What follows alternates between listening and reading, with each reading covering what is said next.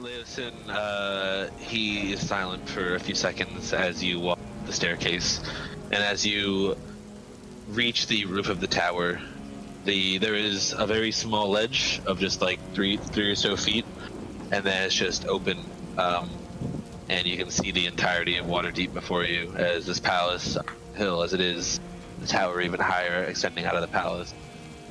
You have a view of all the wondrous lights of the City of Splendors. The brisk, but again, relatively warm air sort of sends a breeze against your hair. You look up above and see the full moon shining down onto the night.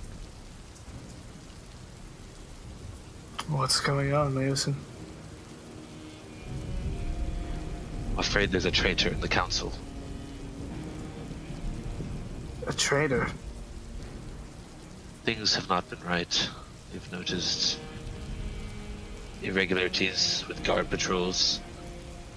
We haven't recognized some of them. Further than that, what points to a murder-suicide, the two aides of the council, is most worrying. Oh, we were told about that. It is clearly not Elia. She seems to be on our side.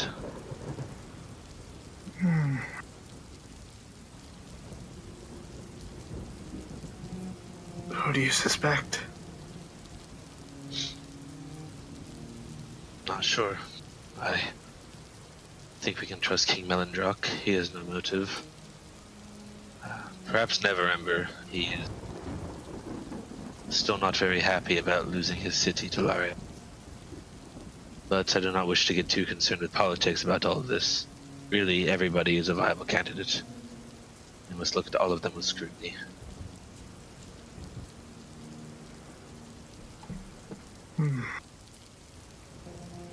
You look at Leosin and look into his eyes just to be sure you can trust him, and you find the same warm expression he's always given. And although this time it isn't quite as serene, it's deeply worried. But you trust him. What should we do about this, Leosin?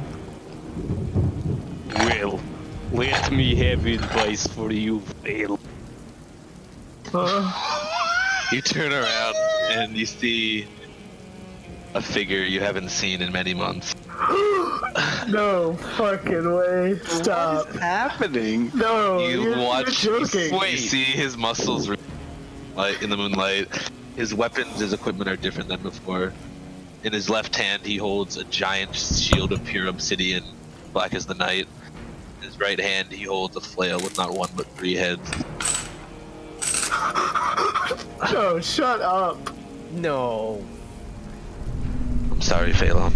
And with that, Leosin vanishes in a flash of purple light. Pemba. Oh no! Is that what's happening? What? You sit on the tower of the temple to Selune, Where? goddess of the Faerunians. This Where in temple, Memphis? as are the other temples in the castle ward, are surrounding the palace, as they were built many years ago. Lathander's temple to the north, Tears to the northwest. Can you ping where he is? Is he on the map yet? Bottom right. Oh my Yeah, God. I couldn't find my. As you sit on your nightly meditation under the midnight moon, you you an hear elf? voices out in the distance. You're used to the squabble of the townsfolk, your time spent here in Waterdeep so far, but this is different. This is urgent, intense conversation. You look over, your eyes opening, and you see 2 figures in the moonlight on top of the Lord's Palace, southwest tower. Stelios? You're supposed to... You're in hell. You can't... It would appear not, my friend. Is he... I should not call you my friend. My advice to you, dear Faelon, would be for you to jump headfirst off this tower and do not waste my time in having to murder you. For your own sake, you must understand The power which I have now, which I have learned through the Queen. You are no longer a match for me, Faelon. None of you are. You stand no chance, and your only option here is to either kill yourself or to submit and take this beating and death like a real elf. Decide now and do not waste my time. As Stelios finishes, Velka leaps forward and makes her grab for his arm. That will hit you, Stelios. Never jumps onto your arm and sinks her teeth in, dealing 10 piercing damage. It hurts, but it's just a scratch for you.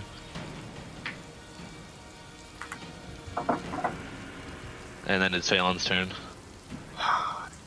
I don't want to have to do this, Stelios. I pull out the bow. I knock an arrow, like, strangely, like, feeling my way around the new bow, and I draw it back, and I say, "Swift death to you have wronged me." And the bow lights up, all like the runes on the front of it glowing green. You hear a sound through it. Lights lighting up green. You hear a voice in your head, Faelon. A woman's voice. Swift death to you who have wronged me. Oh, fuck Swift yeah. death to our enemies. You release the arrow. 28 points of damage to you, Stelios, as Faelon shoots a surprisingly strong arrow into you. You've not seen this bow before. So you land just on the edge of the ledge of this tower. You see a tall, about 6 foot, 7 foot man with rippling muscles and a wicked looking flail. A wolf in the middle, her mouth slightly bloody, and then an elf on the end with a bow that is glowing with magical green runes. Hello, my name is Pemba.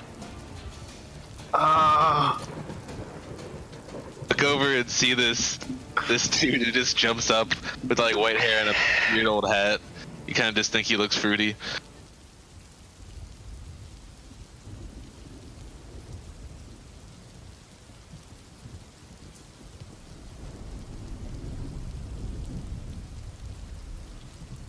At this point, I need Fruit and Fingus to make perception checks. I'll make one for Call as well. Call? Oh yeah, Call is alive.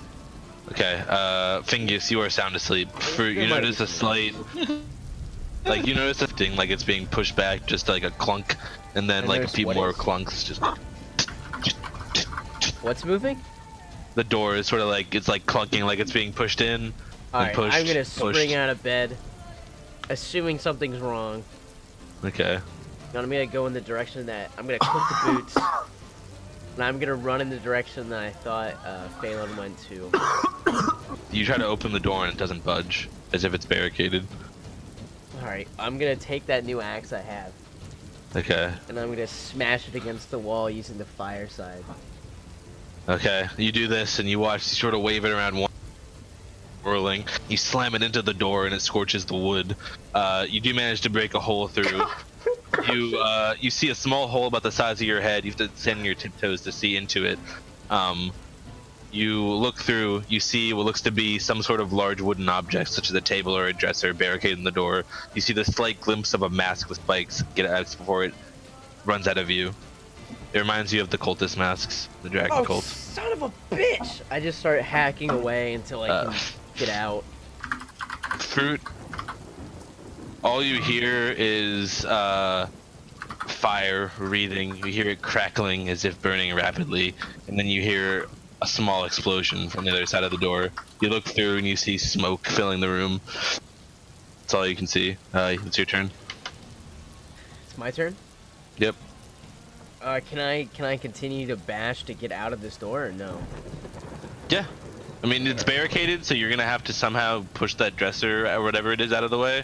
But you do have a hole you can see through. Like I said, you have to tiptoe, so it's kind of like 5 feet up. Alright, I'm gonna go into a rage, Okay. and I'm gonna back up and run into this and smash this twice as hard as I can. Ooh.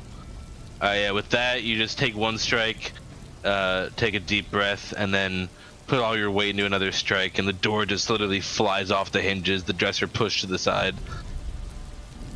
And you see Macaw standing in the room, the smoke clearing. There are 3 dead figures in the one corner. What the fuck is going on? Intruders, clearly. Come on, Fruit. Fuck. I'm gonna bang on Call's door as fucking hard as I can. Call's door is barricaded. You see both the other rooms are also barricaded. Oh god. Macath, can you take care of this and get them Where's Faelon? You have more muscles than me, Fruit. You should move these things. God damn it, just make sure he's alright. I'll look for the others. I start like moving this shit out of Call's door. Macath tears down the southern hallway, make a check to move it. Velka at this point does get down there. She runs past Macath. And it just keeps running down the hallway. Fruit's turn. I'll allow you to use a strength check twice, one for each of the barricades. Strength check. Okay. So I get advantage because I'm raging then too. Yeah. Nice. Nice, dude. You just clear them out. The first one, you just like one arm, just shove it to the side, shove open the door, and Fingus is asleep, and Fingus just looks at you, wide open eyes. He woke up from that. With me now. All right. So you open Call. You remove Call's barricade first, right? Yeah. So Yeah, you I'm open tilted Call's door. about it. You see him at the other end, and then the 3 of you make your way down the hallway. I'll allow you 2 turn cycles for each of your turns. Can I dash and then with the clicked boots? Okay, so with your clicked boots, I'll say you can get there in 1 turn. So not next turn, but the turn after, you'll be making your turn up there. You'll be able to like get up there, rather.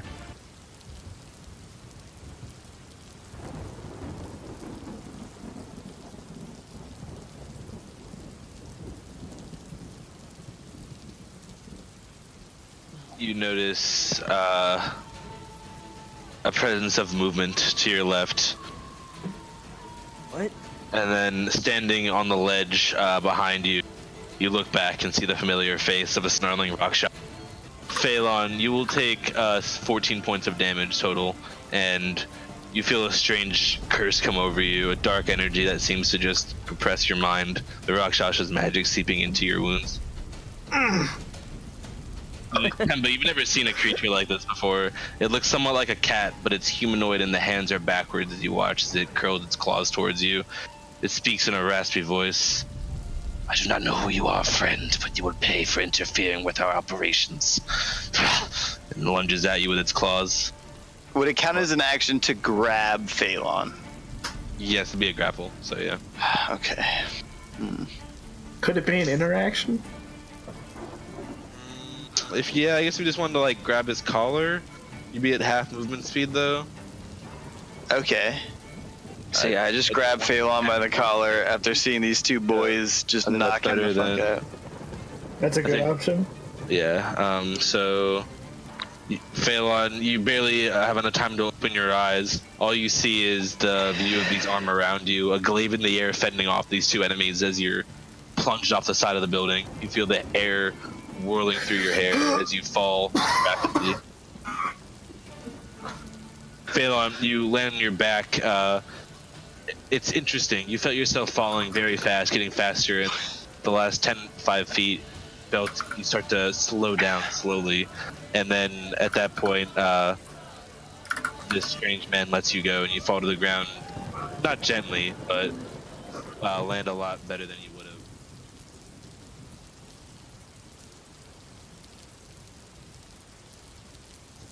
You just watched in a blur of movement, the 2 figures before you are now gone. You're looking at your Rakshasa ally. You look over the ledge, and the 2 of them are falling through the air. I see. Would any damage be reduced if, like, I just ran up to the ledge while they're still falling and just jumped down and try to just land directly on Faelon? Oh my I god. would allow you to subtract your acrobatics roll from the damage, Jake. Okay. And would that damage be? But I would say you can only make one attack. Would I do any damage by landing on top of Faelon? Like to him? Because, you know, I'm this giant person. Oh If man. you roll high enough, I'll say you land on top of him. Like 20 or higher. So that would be an acrobatics. Yeah. Okay. We're gonna go for that then. Mother. Wow. Oh Fucker. my god! Wow. Oh Wow. no. Oh, Okay. no. No way. This is what we're gonna do. This is what we're gonna do. Like, I Faelon, just add your health and back so from the damage. Add the 14 back. All right. Back at 55. Back at 55. Then, 2 turns have passed since Pemba's turn, meaning 10 feet per turn. Uh huh. Uh huh. So you'll be falling 40 feet. This 60-10 I'm about to roll will be doubled in damage. On me. Yes. You're good. You're just unconscious as fuck. Alright, You feel I'm your gonna make bones my attack crack now still, on yes. him. You said I still got one attack after I jump. You did say that. you Yeah, did I did say that. Go ahead and make it. So. Oh! That's Yeah. a lot of damage. Are you Yeah. Nope. Faelon is That's just failure. broken and bloody below Stelios' feet. His body, his bones are just cracked at several different awkward angles. I don't know if Pemba's ever seen anything as fucked up as this before. You don't even know what the fuck you got yourself Hey, into. you-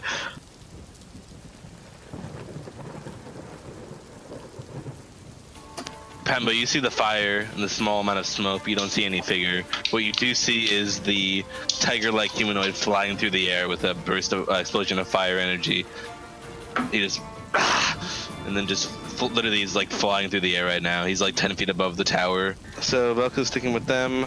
The Rakshasha flies through the air rapidly and then uses its turn to land gracefully on its feet as a cat does. He lands on all fours and then sort of shakes. And that's going to be his turn. Faelon, it's then your turn. Make a death save. Oh, he ran With away. 1 failure. Alright. 1-1. I look at the Rakshasha and I say, I just smear my the heel of my boot on Faelon's chin. And I say, after I finish this, get us the fuck out of here. And then I do 3 more attacks on the Faelon on his back. You take 1 strike. 2 death failures. You smack Faelon's dead enough. Faelon in the body once, Stelios. Watch the blood drip off your flail. You hesitate for a second. And then you snicker to yourself and slam it down on top of his head. Crush it in. He's dead.